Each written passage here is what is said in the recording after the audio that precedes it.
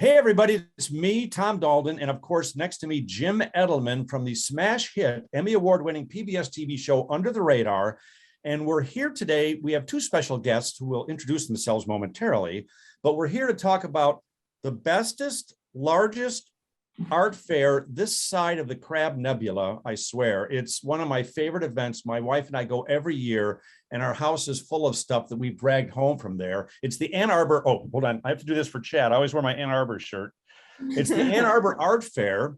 And today we have with us, go ahead and introduce yourselves. Me first? Yeah, you first. Sorry. I'm Angela Klein. I'm the executive director of the original Ann Arbor Street Art Fair. And I'm Helen Gottlieb. I'm one of the artists that's going to be participating and exhibiting my work this year. Awesome, Helen. Thank you. Okay, Angela, let's start with you really quick. For people that don't understand the scope of this art fair, it's actually 3 art fairs in one, correct? And it's the largest juried art fair in the country?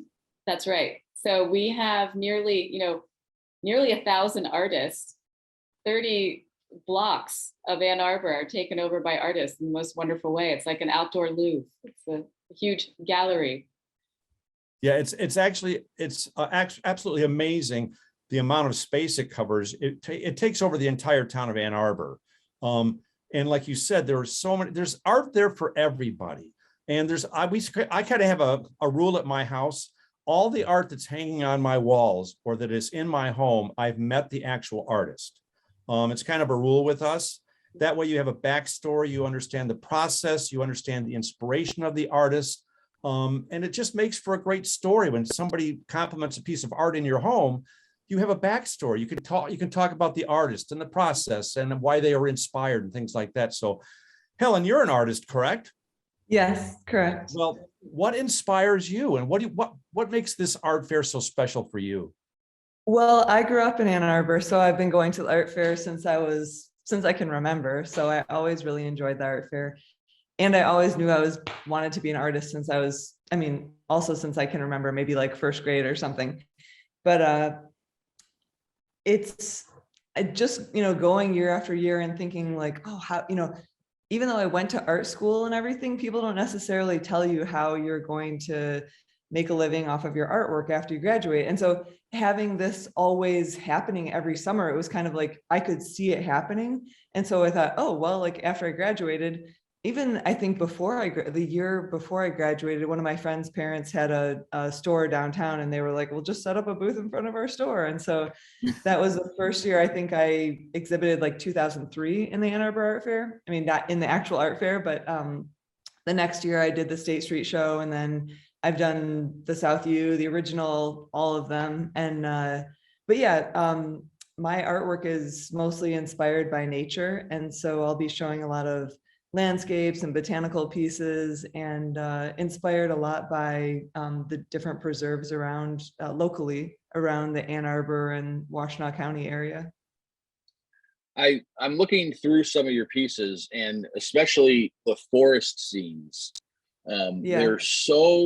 They're you can kind of create a story in your own vision of what you're looking at. They're very I don't want to say dark and dense, but for me, I gravitate towards that. It's almost like the goth kid in me coming out for this. And I really, I'm going to share some of these on the screen. But I just I love that that drive as you zoom in through your eyes into your pictures. Well, to me, I always loved doing pen and ink work. And then when I got to college, I remember I took a printmaking class, and I really didn't even know what printmaking was at the time. It was just like a class that was, I think some other classes that I wanted to get into were full, and I was like, well, I guess there's a thing called printmaking. I'll do that, whatever. And like 1 week into it, I was skipping all my other classes so I could just stay there and like work on my plates. And the thing that's so cool about printmaking is, instead of, I was working in scientific illustration and drawing a lot and making all these pieces that were taking so long to create one.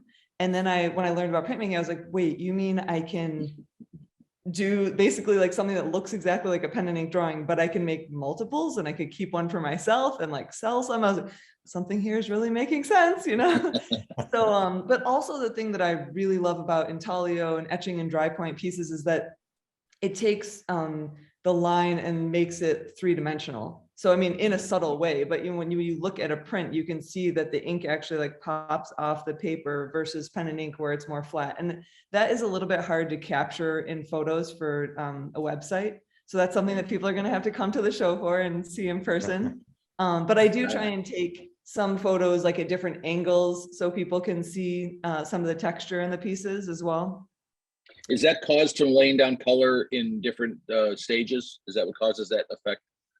No, actually, I'm gonna grab a plate for you guys to see, but like this piece in back of me is a large print that's made out of like 8 different panels. And this is one of the plates that I printed off of, and I'll put it really close to the screen there. But like the dark areas there, you can actually see that's carborundum. And the carborundum is basically like me like gluing sand onto the plate. And so anywhere where there's texture going like deep into the plate or popping off the plate is where it's going to catch ink. And so that carborundum can make it catch a lot of ink and have a three-dimensionality to it. And also these lines that are thicker, basically as deep as it is, the ink is going to fill that area. And when it pulls off, the ink is going to pop out as deep as how as I've carved it. So that might be like 1 millimeter deep or 2 millimeters deep. That's going to have that, you know, three-dimensional quality on the print. I mean, I think often when you're printing multiple colors with printmaking, it is more flat because every time you put it through the press, it kind of like smushes it back down. Right, And right. so the line plate, which is often the plate that more of my work is concentrated around, is the last key plate that people print. So those lines can remain more 3D. Yeah. You see, this is why I always buy art from people that I've met, because you like I said, you get your history, your inspiration, you get the process and all that stuff, which makes for a great story. And every time I look at a piece of art in my house, I see the artist. And I remember the experience that we had and the connection that we got. So that's exactly why I do that. And I always call art it's the icing on the cake of life. It really is. And the Ann Arbor Art Fair is about 175 layer cake with has so much icing on it. For people who have never been, because I go every year, Jim and I have both been going for years and years. Because the art fair is how old now? Well, we're in our 63rd year. Yeah, so we've been going, gosh, for a long time. So yeah, for people who have never been, I mean, tell them how they should approach, because it is such a huge art fair. How should they approach this? Right. Well, you know, thanks to Chad and everyone at Destination Ann Arbor, they make it really easy to see where all the hotels are. Exactly, because you do need to come and spend 3 days. It's one event and 3 fairs, so it's great to take 1 day per section and really enjoy everything we have to offer in each area. So that's how I would approach it. And I have been coming to the fair since, gosh, 20 plus years, a long time. Yeah, explain the 3 different, there's 3 different, Yes. Yeah.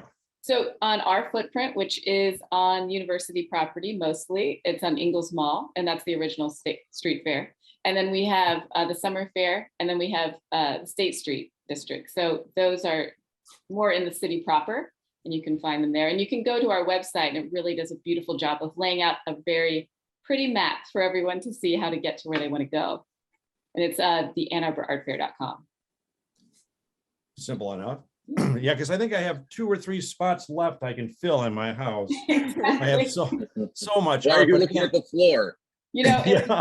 if I could take a minute to brag about Helen's work just for a second from my point of view. You know, when you approach Helen's work, it is the emotional impact of the size is really incredible. And then as you approach the work, the texture and the beauty is unbelievable. Sometimes there's gold. Is it gilding or gold leaf that we're seeing? Yeah, so it's gold leaf gilding. Sometimes I use gold leaf. I also use a lot of palladium and sometimes silver, but more palladium than silver, I'd say.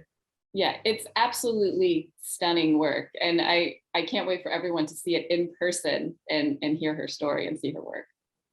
Thank you very Yeah, much. you really need to see these pieces of art in person. I mean, buying art on the internet, I mean, how rewarding is that? It's like, yeah, it shows up at your door, but you don't, like I said, I sound like a broken record. And if for you kids who don't know what records are, I'll explain later. But anyway, it's just, yeah, it's like I said, every piece of art I can laugh, I can smile, I can cry, I remember the experience. And it's so much cooler that way. So Ann Arbor Art Fair, when does it happen? When are the dates so people know? Sure, July 21st, 22nd, and 23rd. Yep, it's always 3 days, 3 fairs, all smushed together for 3 days. Yeah, and if you get a chance, folks, go. If you've never been before, you will be amazed.